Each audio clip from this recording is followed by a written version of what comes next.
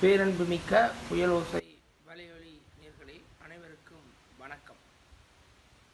இரண்டு சொற்கள் அடுத்தடுத்து தொடர்ந்து வரும் சொற்றொடர்களில் வல்லினம் மிகும் இடங்களையும் வல்லினம் மிகா இடங்களையும் அறிந்து கொண்டால் நாங்கள் தமிழில் பிழையின்றி எழுதலாம். இப்பொழுது அது சார்ந்த சில உதாரணங்களை பார்க்க இருக்கின்றோம். நாம் தமிழ் மொழியிலே பிழைவிடுவதற்கு காரணம் சரியாக அந்த வல்லினம் மிகுந்து வருகின்ற இடத்தையும் மிகாத இடத்தையும் அறியாமையே.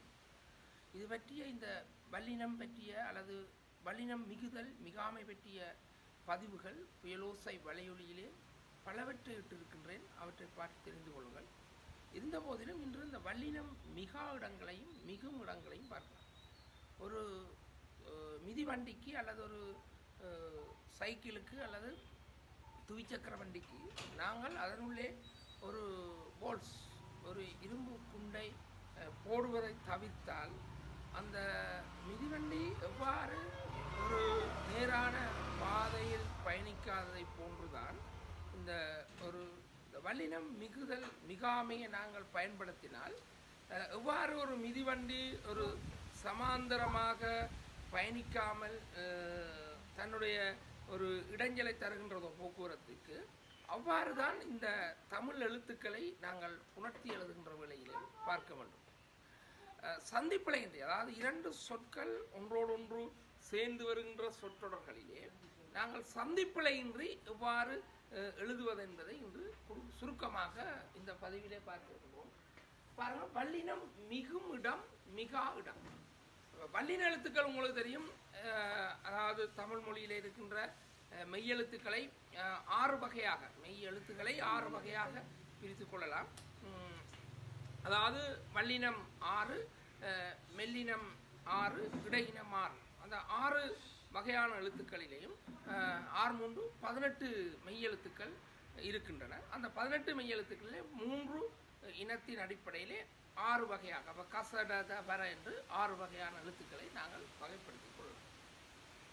வல்லினம் மிகுதல் என்ற அடிப்படையிலே மலர் சக தார். மலர் என்பது என்ன? மாலை. தார் என்பது என்ன? ஒரு மாலை தான். ஆகவே மலர் என்றது பூவின் அடிப்படையிலும் தார் என்பது மாலை என்ற அடிப்படையிலும் மலர் சகத்தார் பூ மாலை என்பதுதான் மலர் தார். சிலர் மலரை அதாவது மாலை என்றும் ஒரு கருத்து இருக்கின்றது. ஆனால் இங்கே மலர் பூவையும் தார் மாலை. மாலை என்று சொன்னால் கழுத்துக்கணியில மாலையை குறிக்கும்.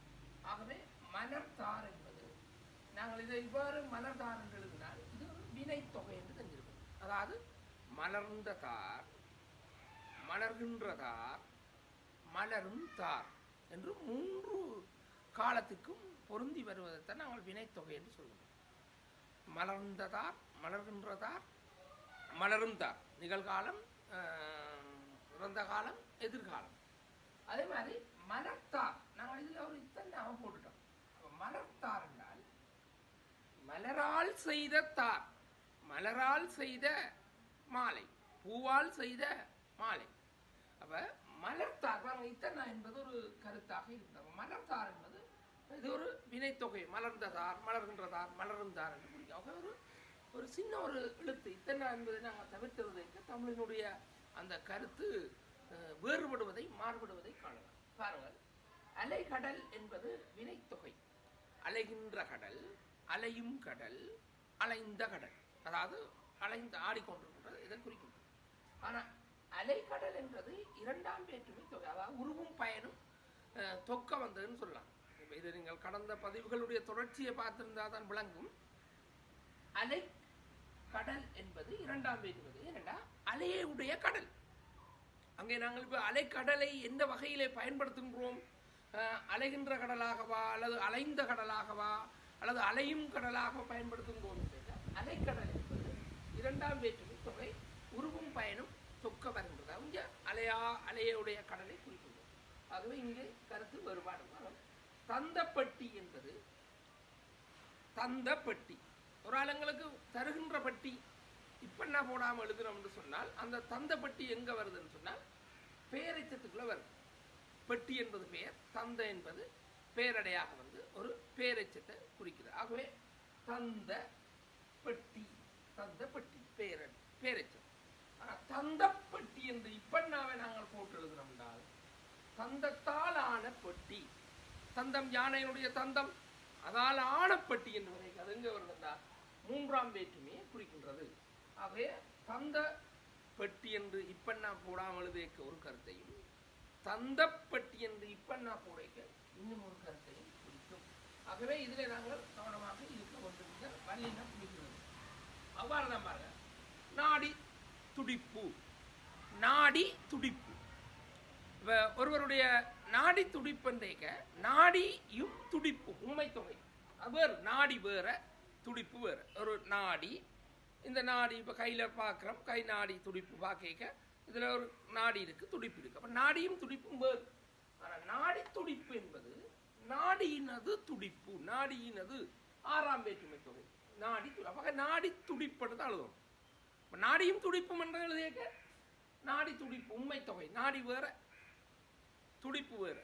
அதெல்லாம் என்ன கண்டுகொள்ளும். நாடி துடிப்புன்றேக்க இரண்டும் நல்ல நிலையில் இருக்கின்ற பார்க்க நாங்கள் இதில் இத்தனை போடைக்க இந்த இதை நாங்கள் பயன்படுத்துகிறோம். இது உண்மை தொகைக்குள்ள போயிடும். நாடி துடிப்பு, நாடி துடிப்பு.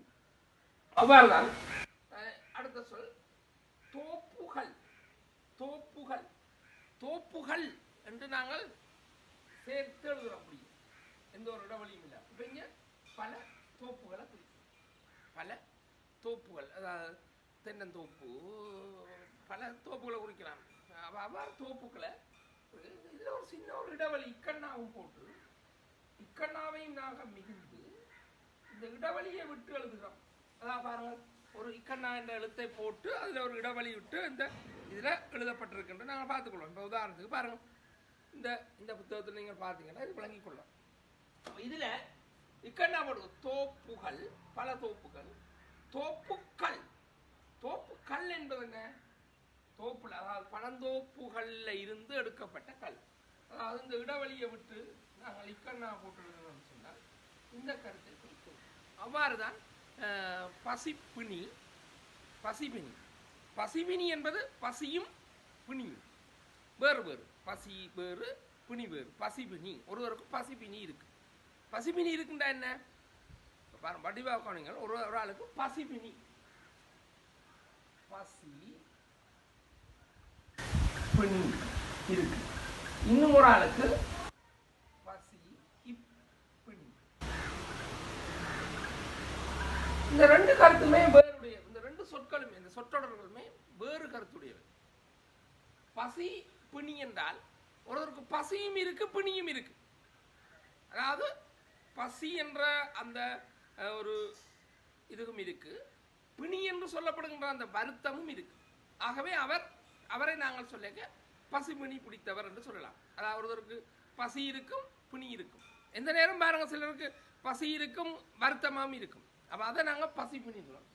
பசிப்பிணி என்று சொல்லிக்க இங்கதான் என்ன கருத்து வருதுன்னா, இப்போ மணிமேகலையில் எல்லாம் இந்த ஏராளமாக பயன்படுத்தப்பட்டு இருக்கின்றது. பசிப்பிணி என்பது பசியை பிணியாக, நோயாக குறிப்பிடப்பட்டிருக்கு. பசியாகிய பிணி.